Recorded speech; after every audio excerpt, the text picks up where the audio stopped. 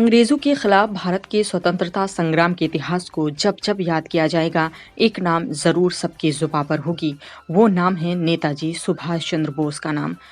वही सुभाष चंद्र बोस जिन्होंने तुम मुझे खून दो मैं तुम्हें आज़ादी दूंगा का नारा बुलंद किया था, जिन्होंने देशवासियों से कहा था कि याद रखिए सबसे बड़ा अपराध अन्याय सहना और गलत के साथ समझौता करना है, जिन्होंने कहा था कि सफलता हमेशा असफलता के स्तंभ पर खड़ी है। उनकी बातें, उनका संघर्ष और उनकी जिंदगी तीनों आज भी प्रेरणा देती हैं। आज ही के दिन क्रांतिकारी सुभाष चंद्र बोस का जन्म साल 1897 में हुआ था।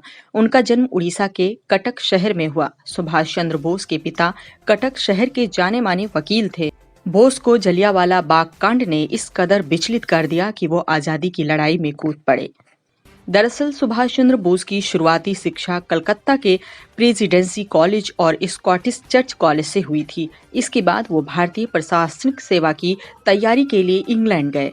1920 में उन्हें सफलता मिली और उन्होंने भारतीय प्रशासनिक सेवा की परीक्षा उत्तीर्ण की।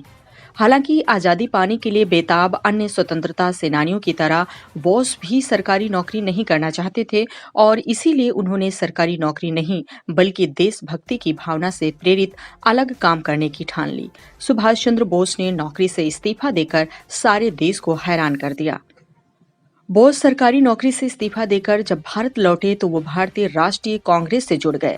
हालांकि वो महात्मा गांधी के अहिंसा में विश्वास नहीं करते थे, इसीलिए वो जोशीले क्रांतिकारियों के दल के प्रिय बन गए। यहाँ ये बता देना आवश्यक है कि बेशक नेताजी सुभाष चंद्र बोस और महात्मा गांधी के बीच आजादी को पाने के लिए जो रास्ता अपनाना चाहिए उसको लेकर असहमति थी, लेकिन दोनों एक दूसरे का सम्मान करते थे। 1938 में बोस कांग्रेस के अध्यक्ष बने और राष्ट्रीय योजना आयोग का गठन किया। गांधी जी लगातार बोस का विरोध कर रहे थे, लेकिन अगले साल फिर 1939 में बोस अध्यक्ष पद का चुनाव जीत गए। हालांकि इसके बाद महात्मा गांधी के विरोध को देखते हुए बोस ने स्वयं कांग्रेस को छोड़ दिया। इसी बीच दूसरा विश्व युद्ध छिड़ गया। बोस को लगा अगर ब्रिटेन के दुश्मनों से मिला जाए तो उनके साथ मिलकर अंग्रेजी हुकूमत से आज़ादी हासिल की जा सकती है। हालांकि उनके विचारों पर अंग्रेजी हुकूमत को शक था और इसी वजह से ब्रिटिश सरकार ने कोलकाता में उन्हें नजरबंद कर लिया। कुछ दिन बाद वहां से बोस भागने में कामयाब हुए और निकलकर जर्मनी पहुंचे। वो 1933 से 1936 तक यूरोप में रहे। ये दौर यूरोप में हिटलर के नाजीवाद और मुसोलिनी के फांसीवाद का दौर था। नाजीवाद और फांसीवाद का निशाना इंग्लैंड था और इसीलिए बोस को दुश्मन का दुश्मन, भविष्य का दोस्त नजर आ रहा था। इसी के मद्देनजर वो हिटलर से भी मिले। आजादी दिलाने के प्रयासों के क्रम में नेताजी एक बार हिटलर से मिलने गए। उस वक्त का एक रोचक हिस्सा है। दरअसल जब वो हिटलर से मिलने गए तो उन्हें एक कमरे में बिठा दिया गया।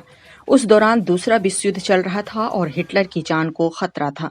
अपने बचाव के लिए हिटलर अपने आसपास बॉडी डबल रखता था जो बिल्कुल उसी के जैसे लगते थे। थोड़ी देर बाद नेताजी से मिलने के लिए हिटलर की शक्ल का एक शख्स आया और नेताजी की तरफ हाथ बढ़ाया।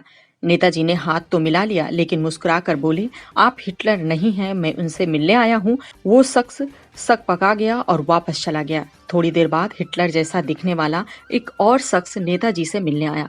हाथ मिलाने के बाद नेताजी ने उससे भी यही कहा कि वे हिटलर से मिलने आए हैं, न कि उनके बॉडी डबल से। इसके बाद हिटलर खुद आया। इस बार नेताजी ने असली हिटलर को पहचान लिया और कहा, मैं सुभाष हूँ, भारत से आया हूँ।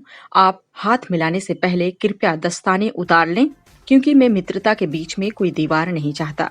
नेताजी के आत्मविश्वास को देखकर हिटलर भी उनका कायल हो गया। उसने तुरंत नेताजी से पूछा, तुमने मेरे हमशक्लों को कैसे पहचान लिया?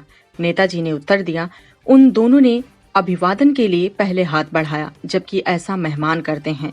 नेताजी की बुद्धिमत्ता से हिटलर प्रभावित हो गया। सुभाष चंद्र बोस ने भारत के बाहर रहकर देश की आजादी के लिए कई काम किए। इसमें उनके आजाद हिंद फौज की भूमिका सबसे महत्वपूर्ण है।